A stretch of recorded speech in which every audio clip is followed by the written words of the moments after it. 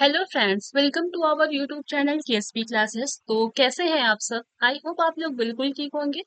तो चलिए आज की वीडियो में हम डिस्कस करेंगे यूपी डीएलएड थर्ड सेमेस्टर का जो आपका पेपर 6 है, यानी कि हिंदी। तो आज जो है हम हिंदी में लोकोक्तियां के बारे में पढ़ने वाले हैं। तो हालांकि आप सभी को पता है कि आपकी राजन सीरीज चलाई जा रही है।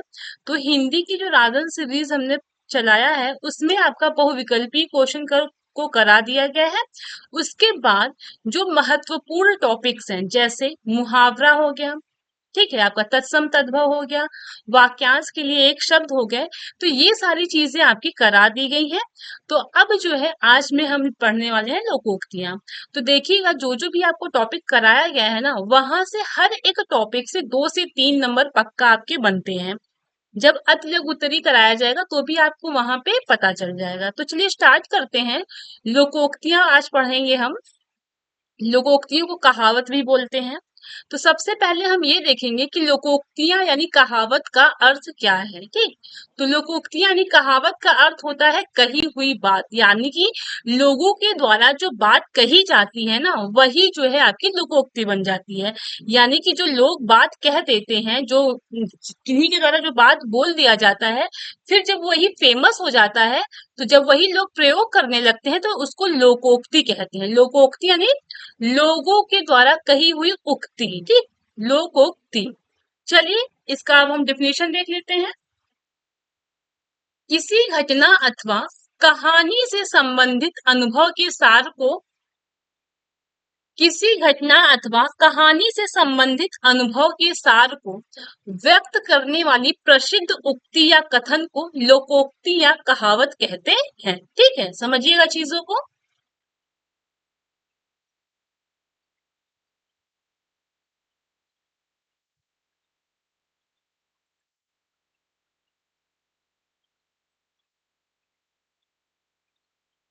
चलिए देखते हैं। तो किसी घटना अथवा कहानी से संबंधित यानी कभी कोई इंसिडेंट हो जाता है या फिर कोई कहानी है, तो उससे संबंधित जो आपके अनुभव होते हैं, ठीक है, फिर उसके बाद क्या है कि अनुभव के सार को व्यक्त करने वाले जो प्रसिद्ध उक्ति या कथन होते हैं ना, उसी को लोकोक्ति कहते हैं। यानी कि कभी कोई घटना घटती है तो कुछ लोग उस समय अपने एक्सपीरियंस के द्वारा जो वाक्य कह देते हैं या जो लाइन कह देते हैं, वही आपका कथन, आपका लोकोक्ति या कहावत हो जाता है। ठीक, यही आपका इसका डिफिनेशन है। ठीक है, अब देखिएगा, अब हम सारे कहावतों के बारे में पढ़ लेंगे। पहला है आपका 3 में न 13 में। ठीक है, आपका जो है लोकोक्ति पहला क्या है, 3 में न 13 में, यानी महत्वहीन। ना वो 3 में है ना वो 13 में, यानी उसका कोई महत्व ही नहीं है, महत्वहीन। अगला है आपका थोथा चना बाजे घना, यानी कि असमर्थ व्यक्ति बातें अधिक करता है, तत्वहीन को आडंबर की आवश्यकता होती है। ठीक है, यानी कि थोथा चना बाजे घना, यानी कि असमर्थ व्यक्ति जो, यानी जो व्यक्ति समर्थ नहीं होता है, वो सिर्फ बातें अधिक करता है। ठीक है, चलिए अगला देखते हैं। दूर के ढोल सुहावने लगते हैं, यानी कि कहने का मतलब ये है वास्तविकता से दूर, यानी कि जो जो चाहे कुछ भी हो, चाहे कोई भी चीज हो, दूर से वो चीजें बहुत अच्छी लगती है ना।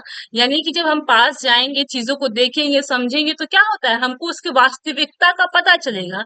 जब हम बहुत दूर है, चाहे वो प्लेस हो, चाहे वो पर्सन हो, है ना, चाहे वो वस्तुएं हो, जब हम उन सब चीजों से दूर रहते हैं, हमको उनके बारे में पता नहीं रहता है, तो वो चीजें हमको बहुत अच्छी लगती हैं, है ना। वही कह रहे हैं कि जो दूर के ढोल होते हैं वो सुहावने होते हैं, यानी कि हम वास्तविकता से दूर हैं, हमको वास्तविकता यानी रियलिटी पता ही नहीं है, इसलिए हमको वो चीजें सुहावने लगते हैं। आई बात समझ में? दूर के ढोल सुहावने होते हैं, तो इसका क्या अर्थ है, वास्तविकता से दूर। अगला है आपका नौ नकद न 13 उधार। ये अधिकतर आपकी किराने की दुकान पे ये स्लोगन देखने को मिल जाएगा, या ये आपकी लोकोक्ति देखने को मिल जाएगी। ठीक है, देखिएगा, नौ नकद न 13 उधार, यानी नकद का बेचना उधार के बेचने से अच्छा है। यानी कि नकद क्या होता है कि जब भी आप कोई सामान खरीदे तुरंत आप उसको पेमेंट कर दीजिए, वो आपका नगद होता है। वही कह रहा है कि नगद का जो बेचना होता है वो उधार के बेचने से अच्छा होता है।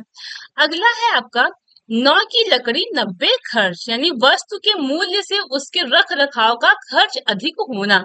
जैसे कि समझ लीजिए, कहने का मतलब ये है, मान लीजिए जैसे कि बहुत सारे लोगों, हर एक इंसान के लिए तो ये बहुत ज्यादा टफ नहीं है, बट कुछ लोगों के लिए है जिनका इनकम बहुत ज्यादा नहीं है, बट वो दूसरों को दिखाने के लिए चीजें ले लेते हैं। जैसे मान लीजिए एसी उन्होंने ले लिया, तो क्या हुआ कि एसी तो ले लिए, बट उसका जो रख रखाव है, उसका जो इलेक्ट्रिसिटी बिल आ रहा है वो बहुत ज्यादा है। तो वही कहा जा रहा है कि 9 की लकड़ी 90 खर्च, है ना। बहुत इतना ज्यादा तो हाई फाई नहीं है, बट क्या होता है, कुछ लोग होते हैं कि सिर्फ दूसरों को दिखाने के लिए चीजें करते। तो वही कहा जा रहा है कि 9 की लकड़ी है और खर्च कितना है, 90 है। तो वस्तु का जो मूल्य है वो तो कम है, बट जो रख रखाव है उसका वो बहुत ज्यादा अधिक है। चलिए अगला है आपका, नीम हकीम खतरे जान, यानी अल्पज्ञ से हमेशा खतरे की संभावना होती है। कहने का मतलब है कि नीम हकीम खतरे जान, यानी जो हकीम डॉक्टर को बोलते हैं, तो जिनको बहुत कम ज्ञान होता है उससे क्या होता है, हमेशा खतरा ही होता है। तो अल्पज्ञ से यानी बहुत थोड़े ज्ञान से जो होता है, हमेशा क्या होता है, खतरे की संभावना होती है। ठीक है।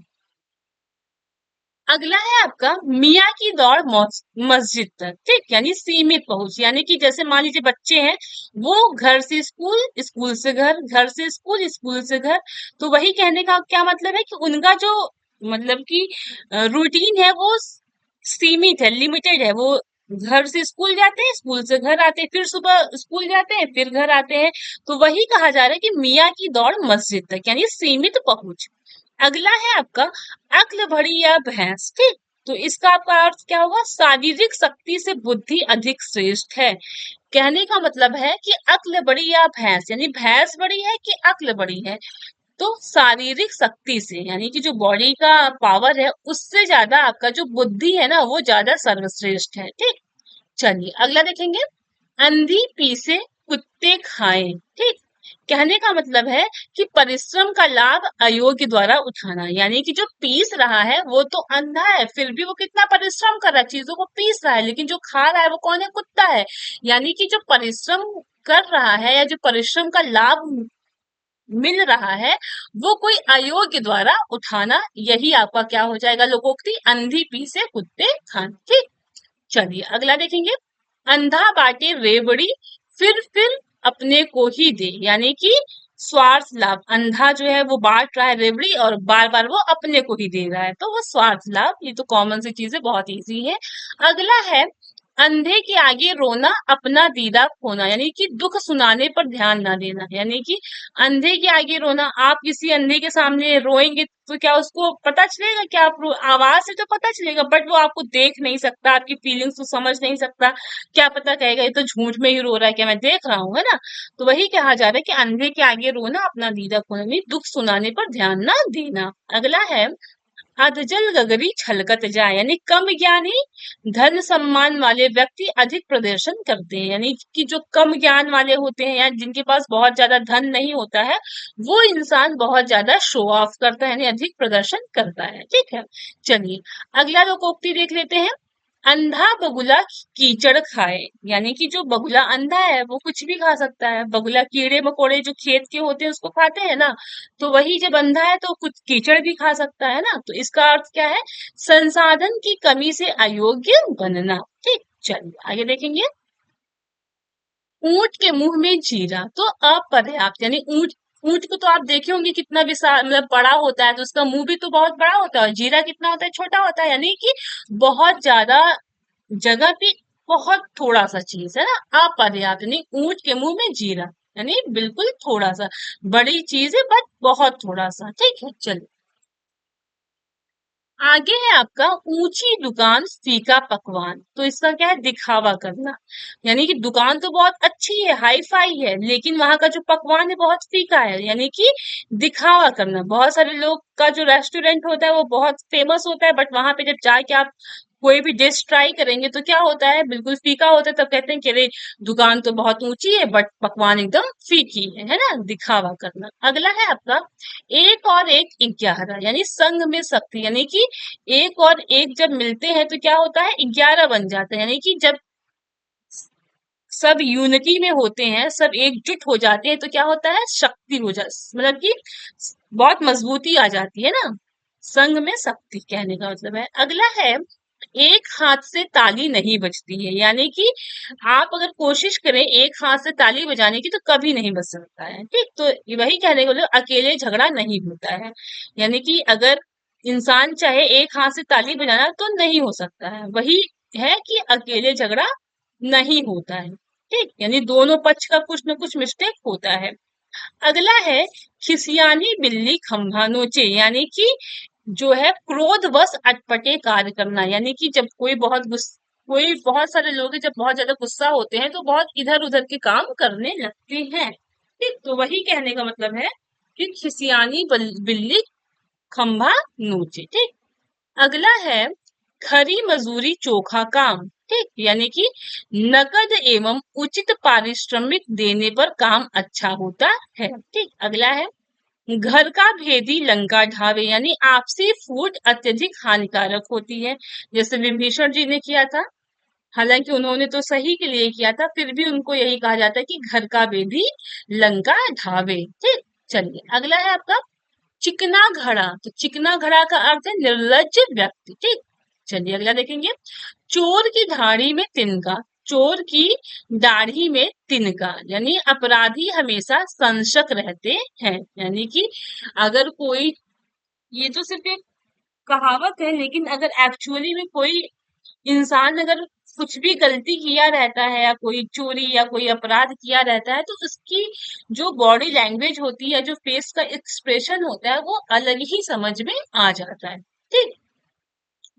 अगला है, जो बोले सो कुंडी खोले, यानी उपाय बताने वाले व्यक्ति पर कार्यभार सौंपना, यानी कि जो भी उपाय बता रहा है कि अच्छा इसको कोई मान लीजिए समस्या है और बहुत सारे लोग होते हैं तो बताते हैं इसको ऐसे कर लीजिए, उसको वैसे कर लीजिए, तो जो व्यक्ति उपाय बताए उसी पे सारे कार्यभार को डाल देना, ठीक। वही जो बोले सो कुंडी खोले।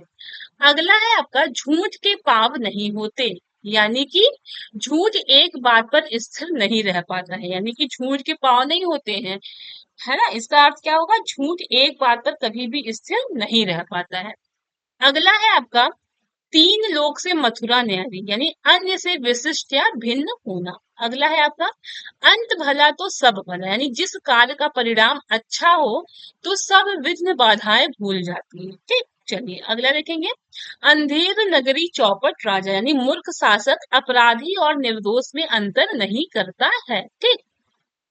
यानी कि नगरी अंधेर है और वहां का जो राजा है वो चौपट कर दिया सब कुछ, तो ये तो सिर्फ आपका एक लोकोक्ति है, लेकिन इसका सही अर्थ देखें तो ये है कि अगर कोई शासक है और वो मूर्ख है तो वो जो है अपराधी और निर्दोष में कभी वो अंतर नहीं कर सकता है, ठीक।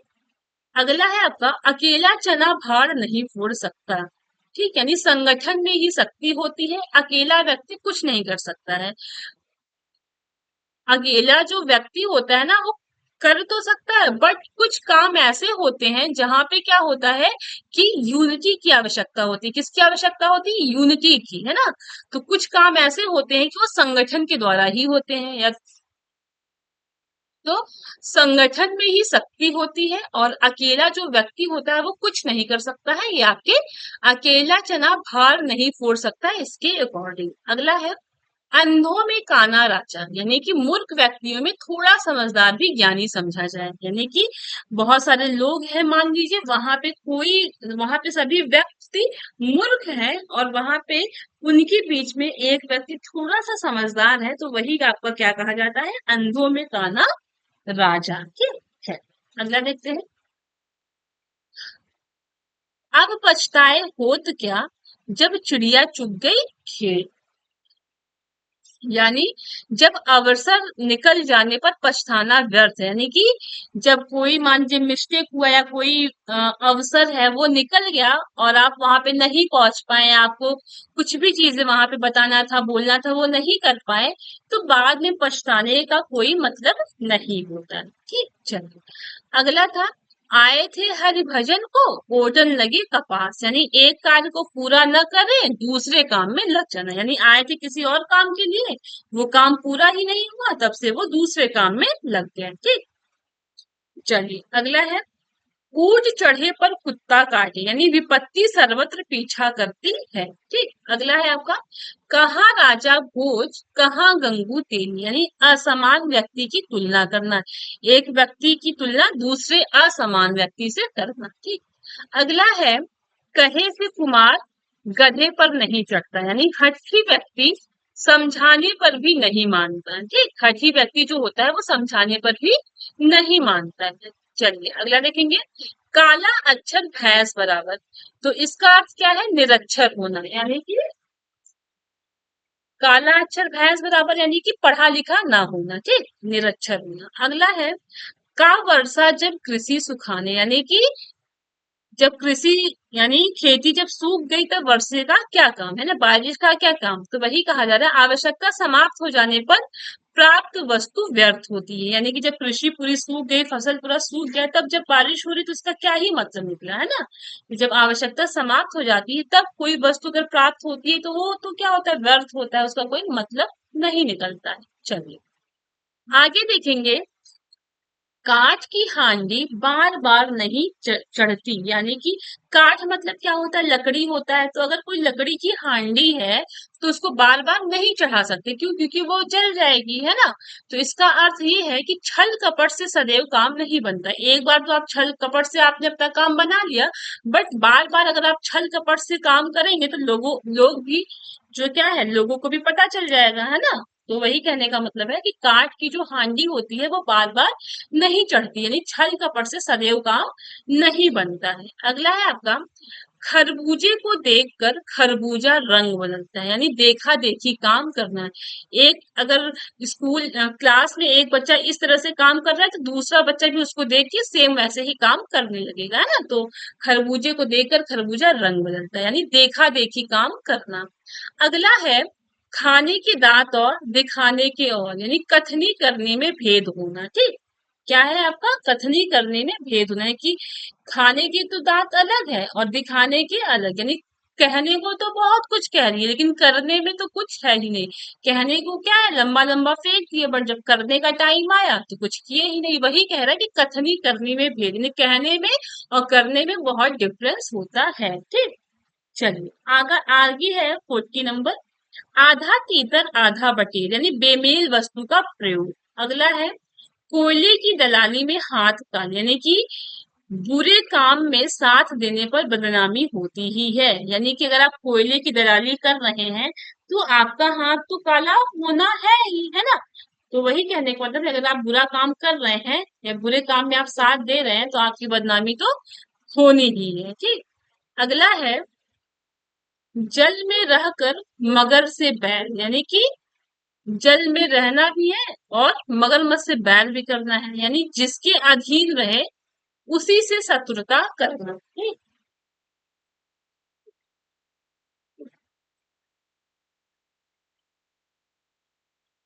जिसके अधीन रहे उसी से शत्रुता करना। ठीक, अगला है आपका, खोदा पहाड़ निकली चुहिया, यानी अधिक परिश्रम पर भी वांछित फल ना मिलना, यानी कि खोदा पहाड़, लगा कि कुछ न कुछ तो होगा, बट पूरा पहाड़ खोद दिया और लास्ट में क्या निकला, चुहिया, यानी बहुत ज्यादा परिश्रम किया लेकिन फल क्या मिला, कुछ भी नहीं है, बहुत तुच्छ। ठीक, चलिए आगे देखेंगे, तुम डाल डाल हम पात पात, यानी कि चालाकी का जवाब अति चालाकी से देना। ठीक, अगला है, दुधारू गाय की लात भी भली, यानी कि कोई गाय अगर बहुत ज्यादा दूध देती है वो लात भी मारती है तो भी इंसानों को चलता है। तो वही कह रहा है कि गुणी व्यक्ति की फटकार भी सह ली जाती है, यानी कि कोई व्यक्ति है उसके अंदर बहुत अच्छे गुण है तो अगर फटकार भी देता है तो भी लोग उसकी बातें सह लेते हैं। ठीक, अगला है, लकड़ी के बल नाचे, यानी भय दिखाने से ही काम होता है। ठीक, अगला है, जैसे कि कुछ बच्चे होते हैं, ठीक है, उनको बार बार बोला जाता है पढ़ने के लिए और वो पढ़ते नहीं है, है ना। तो उनको क्या किया जाता है कि लकड़ी के बल पे नचाया जाता है। नचाया जाने का मतलब ये है कि लकड़ी के बल पे उनको पढ़ाया जाता है। आई बात समझ में? इससे ज्यादा अच्छे से आप लोग समझ भी नहीं सकते हैं, क्योंकि बचपन में सभी बच्चे भय के कारण ही पढ़े होते हैं, चाहे आप हो चाहे हम हो। फिर जब समझदारी आ जाती है तो इंसान अपने से पढ़ना सीख जाता है। चलिए आगे देखते हैं। नाई की बारात में सब ठाकुर ही ठाकुर, यानी कि संगठन में कार्यकर्ताओं का अभाव। अगला है, ना नौ मन तेल होगा ना राधा नाचेगी, यानी कि काम न करने के बहाने बनाना, यानी कि ना इतना तेल होगा ही नहीं तो राधा नाचेगी ही नहीं, जब काम नहीं करना है तो बहाने बनाना। अगला है, नौ कनौजिया और 90 चूल्हे, यानी एकता ना होना। कनौजिया एक कास्ट होता है, तो 9 कनौजिया है और 9 ही फैमिली है, लेकिन चूल्हे कितने हैं? 90, यानी एकता ना होना। ठीक। अगला है, भागते भूत की लंगोटी भरी, यानी कि जहां कुछ भी मिलने की आशा ना हो वहां थोड़ा मिले तो बहुत है। ठीक।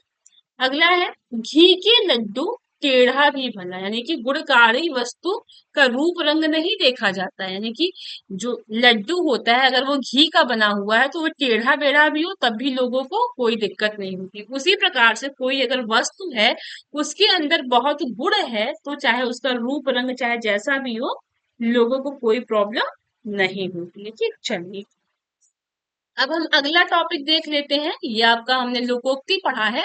अब हम पढ़ेंगे विलोम शब्द। ठीक, क्या पढ़ेंगे? विलोम शब्द पढ़ेंगे। चलिए देखते हैं।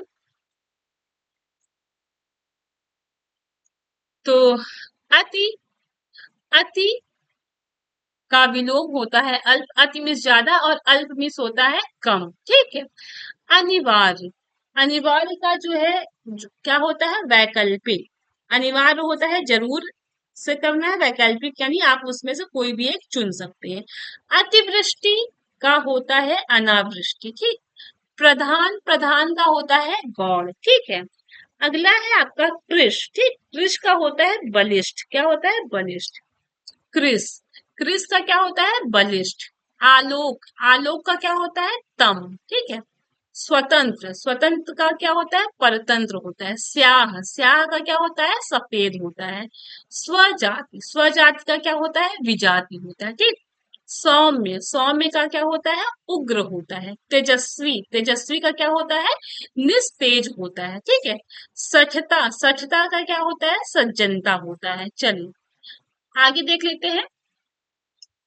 शाश्वत, शाश्वत का क्या होता है? क्षणिक। आस्तिक, आस्तिक का क्या होता है? नास्तिक। सार्थक, सार्थक का विलोम क्या होता है? निरर्थक। ठीक। संभव, संभव का विलोम क्या होता है? असंभव। दुराचार, दुराचार का क्या होता है? सदाचार। ठीक है। आकर्षण, आकर्षण का विलोम क्या होता है? विकर्षण। ईश्वर, ईश्वर का विलोम क्या होता है? अनिश्वर। जय का क्या होता है विलोम? पराजय। ठीक। अनभिज्ञ, अनभिज्ञ का विलोम क्या होता है? अभिज्ञ। ठीक है। अपेक्षा, अपेक्षा का विलोम क्या होता है? उपेक्षा। चलिए आगे देखेंगे। अनुलोम, अनुलोम का विलोम क्या होता है? प्रतिलोम। ठीक। अछूड़, अछूड़ का विलोम क्या होता है? छुड़। अथ का विलोम क्या होता है? इति। ठीक है। असीम, असीम का विलोम क्या होता है? ससीम। सात्विक, सात्विक का विलोम क्या होता है? तामसिक। चर का विलोम क्या होता है? अचर। ठीक है। कृपा का विलोम क्या होता है? कोप। खंडन का विलोम क्या होता है? मंडन। ठीक है। गृहस्थी का विलोम क्या होता है? सन्यासी। आकांक्षा का विलोम क्या होता है? अनाकांक्षा। ठीक है। चेतन का क्या होता है? अचेतन या फिर जड़। परितोष का, पारितोष का क्या होता है? दंड। अगला है आपका नैसर्गिक, नैसर्गिक का क्या होता है? कृत्रिम। ठीक। निर्मल का क्या होता है? निर्मल का क्या होता है? मलिन। ठीक है। पुरातन का क्या होता है? नूतन। रंग का क्या होता है? राजा। ठीक है। राक्षस का क्या होता है? देवता। क्रूर का क्या होता है? अक्रूर या फिर सदैव। अगला है आपका उल्टा, उल्टा का क्या होता है? पवित्रता। ठीक, क्या होता है? पवित्रता। कृष्ण का क्या होता है? शुक्ल। ठीक, क्या होता है? शुक्ल। गुप्त का क्या होता है? प्रकट। ठीक है। चलिए आगे देख लेते हैं। साहचर्य का होता है पृथक्करण। ठीक, साहचर्य का क्या होता है? पृथक्करण। समावेश का होता है अनावेश। अधुनातन का होता है पुरातन। अमावस्या का होता है पूर्णिमा, भोगी का होता है योगी, कीर्ति का होता है अपकीर्ति, निष्काम का होता है सकाम, भौतिक का होता है अत्याधिक, सॉरी भौतिक का होता है आध्यात्मिक, विश्लेषण का होता है आपका संश्लेषण, विवेक का होता है अविवेक और अंतरंग का होता है बहिरंग। ठीक है, ऐश्वर का विलोम अनैश्वर, छली का होता है निश्छल, अनुरक्त का होता है विरक्त, अध का होता है अनध, अभिज्ञ क्या होता है अनभिज्ञ, अर्थ का होता है अनर्थ। ठीक है, अतल का होता है वितल, अवतल का होता है उत्तल, अनंत का होता है अंत, अनुक्रिया का होता है प्रक्रिया, अधम का होता है उत्तम। ठीक है, उपकार का होता है, सॉरी अपकार का होता है उपकार, अपमान का होता है आपका सम्मान, अमर्त का होता है मर्त, क्रोध का होता है क्षमा, सचेत का होता है अचेत, सरल का होता है कठिन, सुर का होता है असुर, ज्ञात का होता है अज्ञात। ठीक है, सुयोग का होता है वियोग। आई बात समझ में? चलिए अब देखिएगा, एक चीज ये देखिएगा, ये आपका जो हिंदी साहित्यकार एवं कृतियां है ना, इसको मैं आपको पढ़ाने को यहाँ तो पढ़ा दूं, बट यहाँ पे चीजें आपको पूरी नहीं मिलेंगी, है ना। यहाँ पे ना इनका जन्म दिया हुआ है, किस जगह इनका जन्म हुआ था, इनके गुरु कौन थे, इनके माता पिता कौन थे, चीजें यहाँ पे पूरा डिटेल में नहीं दिया हुआ है। इसलिए आपको क्या किया जाएगा कि जो प्रमुख आपके कवि हैं और लेखक है ना, उनका मैं कल आपको एक मैराथन क्लास करा दूंगी। वहां पे हर एक लेखक और कवि के बारे में संपूर्ण जो है जानकारी होगी। जन्म कहाँ हुआ था, किस जगह हुआ था, माता पिता कौन थे, प्रमुख कृतियां कौन सी थी, उनके गुरु कौन से थे, मृत्यु कब हुआ, वन टू ऑल डिटेल आपको मैराथन में करा दिया जाएगा। ठीक, और देखिएगा चीजें बहुत टफ नहीं है इजी, बस पढ़ना ही है, आपको रिवीजन करना है। तो चलिए, क्लास कैसी लगी है कमेंट के थ्रू जरूर बताइएगा, और अगर चैनल पे नए हैं तो चैनल को सब्सक्राइब करिएगा, दोस्तों के साथ शेयर करिएगा, और हमारी मेहनत के लिए एक लाइक एक कमेंट तो बनता ही है। तो सारी क्लासेस कराई जा रही हैं। बहुत सारे बच्चे बोल रहे थे लघु उत्तरी के लिए, तो बस हिंदी खत्म हो जाए उसके बाद फिर हम समावेशी का लघु उत्तरी, फिर शैक्षिक मूल्यांकन का लघु उत्तरी, हर एक क्लास का यानी हर एक सब्जेक्ट का लघु उत्तरी भी करा देंगे। तो चलिए मिलते हैं कल की क्लास में। क्लास कैसी लगी हमें फीडबैक जरूर दीजिएगा। आपके एक लाइक एक कमेंट से हम बहुत ज्यादा मोटिवेट होते हैं। तो ये सारे टॉपिक्स आपके लिए हेल्पफुल है कि नहीं, ये भी कमेंट के थ्रू जरूर बताइएगा। मिलते हैं कल की क्लास में, तब तक के लिए बाय एंड थैंक यू।